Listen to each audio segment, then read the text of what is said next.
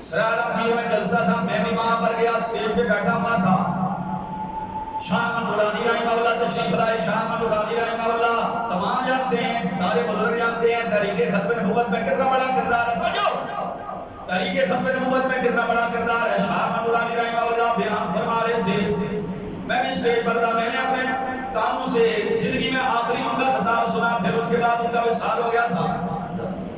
شاہ احمد نورانی رحمہ اللہ بیان کرتے ہوئے فرمانے لگے، اے نوجوانوں پاکستان کی قدر کرو. شاہ احمد نورانی رحمہ اللہ اس وقت آپ کی عمر کافی بیت چکی تھی، لیکن وصال کے سال تک ہر سال یہ مرد بدان یہ ہر سال ماہ رمضان میں قرآن پاک سنایا کرتے تھے پکے آفت سے. فرمانے لگے میں نے پہلا مسئلہ سنایا، پہلی مرتبہ جب میں نے قرآن سنایا 1947 میں ماہ رمضان تھا، 27ویں رات کو میں نے قرآن ختم کیا. پہلا میں نے مسئلہ سنایا تو میرے گھر والے، میرے خاندان والے، نوجوان، میرے عزیز و اقارب مجھے جناب والا کندھے پر اٹھا کر لائے. عبدالعلی میرٹھی کے بیٹے نے، شاہ احمد نورانی نے، میرٹھ میں ہم رہتے تھے، ہندوستان کا شہر میرٹھ میں ہم رہتے تھے. فرماتے ہیں مجھے کندھے پر اٹھا کر لائے کہ شاہ احمد نورانی نے آج پہلی مرتبہ قرآن سنایا. عبدالعلی میرٹھی کے بیٹے نے قرآن سنایا. عبدالعلی میرٹھی کا بڑا نام تھا. عبدالعلی میرٹھی رحمہ اللہ سفیر پاکستان کے لقب سے یاد کیے جاتے ہیں. قائد اعظم نے دنیا کے سارے ملکوں کے اندر پاکستان کے پیغام کو بچانے کے لیے آپ کو سفیر مقرر کیا تھا.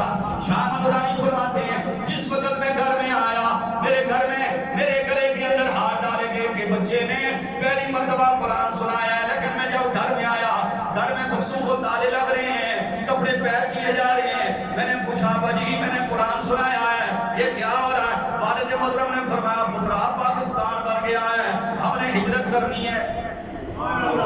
سنو دل نہ سنو، ہم نے ہجرت کرنی ہے. میں نے کہا بجان میں قرآن سنا کر آیا.